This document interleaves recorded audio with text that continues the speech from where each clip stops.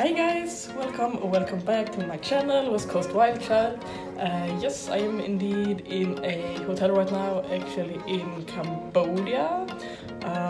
But I forgot to film an intro for my Laos video before, so here it is. So enjoy my video, and if you want to see more unhinged content, subscribe. Yes, the journey to Laos. As you may or may not have seen in my last video, I took the slow boat from Chiang Rai to Luang Prabang. It is a journey that takes 2 days with the slow boat. You are on the boat for about like 6 hours a day, and I thought you would sleep on the boat, but you do not. You do stop in a little village, is maybe mean to call it, but a very small town in Laos. You stop in and you sleep there and you eat, and if you are lucky there is a little bit of party going on. And yeah, so this is the place we stopped at. It's called lilywillard. Sorry if I'm butchering that name. And it is a very cozy little town. People are very nice. There are kids everywhere that want to hold your hand and high five you all the time, which is very cute. And yeah, we did have some good adventure here. We took a tuk-tuk to get to our place. I ended up sharing a room with a girl that I met on the slow boat, Lily, and yeah, we had a lot of fun. I had a buffalo steak, which was a mistake because my stomach was really bad the rest of the night. I crashed a party.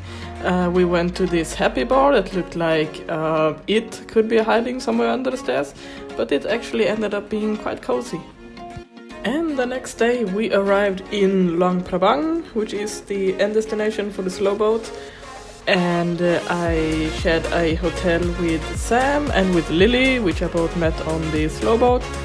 And we had a few nice days in Luang Prabang together. We went sightseeing, we saw some temples. I am not sure about the name of this one, but a lot of nice temples that reminded me of the ones I've seen in Thailand so far.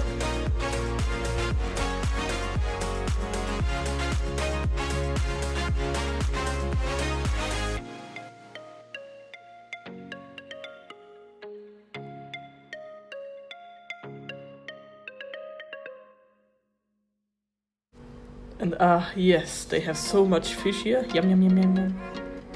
Next up, we went to Phao Hill, which is, I think, most and foremost a Buddhist temple, but it's also well known as being a good lookout.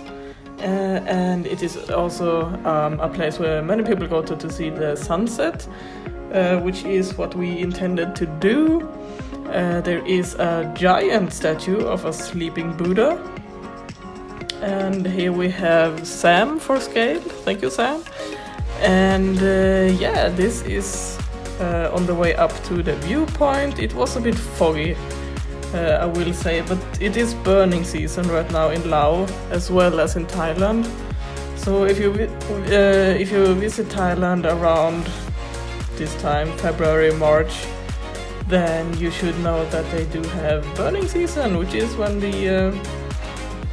people burn their fields to make them ready for the next plantation. After the temple we went to a night market, which was very nice, and in my usual fashion, of course, I found something that I really wanted to buy. And yeah, what can I say? I did. There was a lot of nice things that you could buy, and I wanted a lot of them, but I settled down for this hairpin, which I like a lot. I mean, look at that, how gorgeous that is. Next day we went on a tour. The first stop was to this native village, which is most known for their rice wine, which was very tasty actually. And they also had this kind of stuff which was nasty and nothing that I want to support. Sorry, animals belong in the forest and not inside a bottle with alcohol. Well, next stop on the same travel was a visit to, yeah, Sam, you were so fabulous, I could not help myself, sorry, you had to be in this video. Yeah, we went to a cave, which is it has a lot of Buddha statues. They said how many there were, but I have forgotten, but many hundreds, thousands of Buddha statues, small ones, big ones, hand carved, all different kinds. There were 2 different caves, so there was an upper one and a lower one, and the stairs weren't so bad, but it was very warm, so it was sweaty to get around there, but it was very nice. It was quite a big cave actually, and these Buddhas were standing everywhere where there was space basically. So yeah, it was a fun experience. After the cave it was time for lunch, and we had it at this place. First of all, the bougainvilleas, the flowers, were absolutely stunning. So beautiful. And also why we actually chose to eat at this place is because it has elephants. Those are wild elephants. They come and go as they please. I will say though that they do come here because they are fed, is my good guess, because people here leave sugar canes for them, which elephants like a lot. And we also saw from the restaurant 2 elephants just down at the beach, chilling, taking a little dip in the river, having a chill time. And the last stop on this journey was the Kwanzi waterfall, which was absolutely amazing. It was, how do you say, like not in one place directly, but you actually had to walk a bit to see different parts of it. It was very long, so to say. So in the lower parts you could swim, and in the upper parts you were not allowed to swim, but you could just admire the waterfall, and it was absolutely beautiful. I mean, look at this. Wow!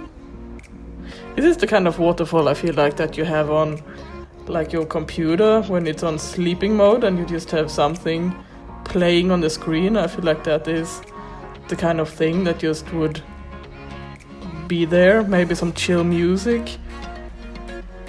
It was great. I had seen pictures of it before, but I guess I'd just never seen a waterfall like this, and it was breathtaking. I loved it.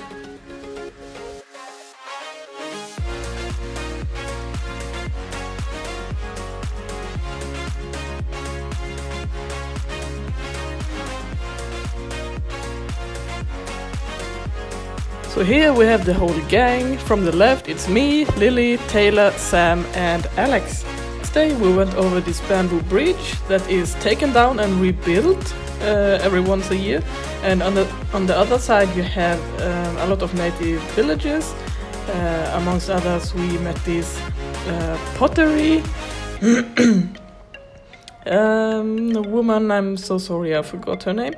But she was very passionate about her pottery, and she explained to us how she makes her own like tools to use to make different patterns into the clay, and where she finds the clay, because she actually does it herself.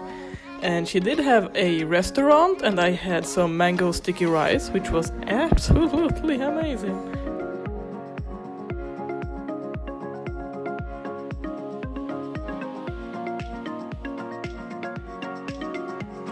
We met the cutest little puppy on the way. Oh, look at it. And then we went to a paper making place. And I wanted to buy so many things, but paper and stuff, because I only have a backpack, I didn't really feel like I wanted to press down anything nice in it, so I ended up sadly not buying anything. But they did show us how they make the different kinds of paper. So you like you have the fibers in a bath with a lot of water, and then into this bath with all the fibers in it, you can place like flower petals and leaves and stuff that you want in it.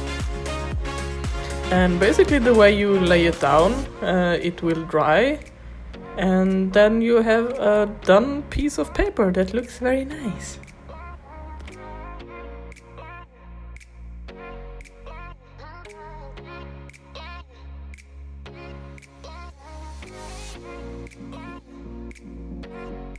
They sure are very crafty, and like I said before, there were a lot of things I wanted to buy, but had very limited space, thankfully I guess. And then in one place we met these puppies. Not all of them were puppies actually, but there was a shop, they had like 5 or 6 Pomeranians, and we just could not help ourselves. They were so tiny and so fluffy and so cute, and yeah, they love to be petted. And what can I say, we spent a lot of time in this shop, a lot.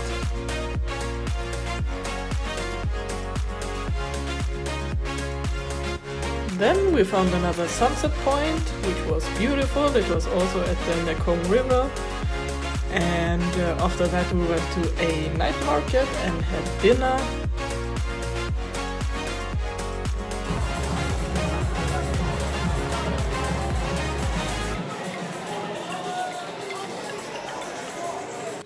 One of the main attractions in Van Vieng is the Blue Lagoons. There are several of them. I think there are 4 different ones, and they are named Lagoon 1, 2, 3, 4. So this is Lagoon number 2, I think, maybe. I still had an incredibly sore throat here, so I didn't go in the water. Instead, I committed myself to be a wildlife photographer, and made it my mission of the day to film the fish. Also here there was a lookout point that we were hellbent on finding, and the way here included a lot of climbing, so creds to all of you guys who did it in flip-flops. I would probably not have survived in flip-flops. I was very glad for my trainers. But yeah, it was just a short hike really, and it was a nice little view over some fields. It looked nice. Even though it's not a long hike, I would definitely suggest that you maybe don't do this in flip-flops, because you do have to climb a lot here, and maybe you have no problem with that, but I definitely would. So do what you will with that information. And also, if I can give you another tip, I also highly recommend to take a tuk-tuk here and not drive yourself on a moped or on a scooter, because the roads to get to most of these are very, very bad, like just dust roads with a lot of rock in it, so don't do it.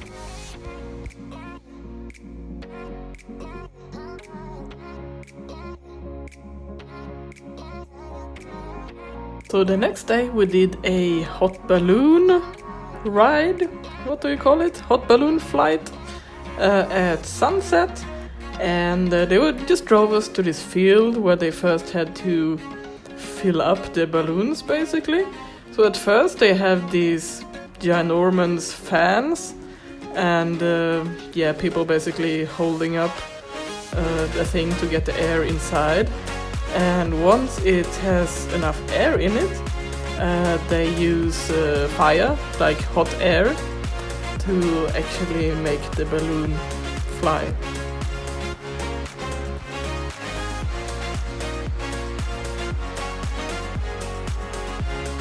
Funny enough, I did bring a hoodie for this flight because I was thinking, oh, maybe it's gonna be cold up there. But I mean, the name is literally hot air balloon, and your head was like not far away from the fire actually. I mean, they did have something above your head like a roof, so it's not like it would burn your hair off. But yeah, I can say it was very warm and cozy under there, and you definitely did not need a hoodie.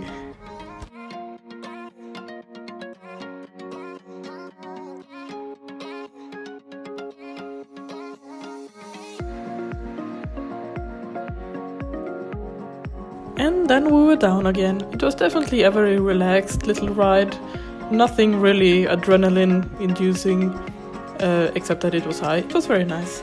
Next day's activity was tipsy tubing, which is basically you floating on the river on a big floaty and being drunk at the same time. Which, yeah, I mean, it's a fun concept if you are a group and want to have some fun. I could not drink because I was taking penicillin for my throat, but I was there anyway, and it was a lot of fun. I did try to film underwater to see if I could maybe film some fish, maybe a crocodile. Yes, there are actually crocodiles in this river. They are though very, very close to extinction, so if you see a crocodile, it would be almost like seeing a blue whale in the ocean.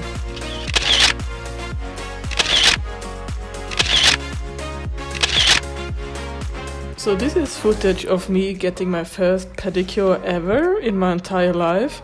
This poor woman, she surely needed to work for her money that day. My feet, they needed help. In Vientiane we went to the Cope Visitor Center. Laos is the most bombed country in the entire world. And it was bombed mainly during the Vietnam War by the Americans because they did not want to bring back some of the bombs they didn't drop on Vietnam, so they dropped them over Laos instead. And this is a big problem to this day because people still walk on these mines. Like 30% of all the mines never exploded, and it is a big problem, and it definitely has stopped the development of Laos as a country a lot. And yeah, I bought this little cat to support them. And after that, my time in Laos was over. I had to say goodbye to my friends, which was quite hard actually. And then I went to this night bus, it would take me from Vientiane to Hanoi in 26 hours. Yes, you heard it right, 26 hours I was on this bus. I will say though, all the bus journeys I've taken in Southeast Asia so far, which are quite a few actually, this bus was definitely the most luxurious. And this is my first impression of Vietnam. It was very, very foggy. And then I saw this and I was like, wow, that was quite a contrast to Laos. They definitely have not come this far yet, for obvious reasons. And no, this time I did actually not forget to film an outro. However, the file got corrupted when I wanted to insert it in my computer, and so I had to take it out of my video, or else I would not have been able to upload it. So yeah, we're gonna have to do it like this again. Thank you so much for watching, everybody. Hope you enjoyed the video. Stay tuned for the next one. It's gonna be about Vietnam. I did a lot of crazy stuff in Vietnam, and some pretty interesting stuff happened. So if you're interested to see that, stay tuned and subscribe, and have an amazing day. Bye!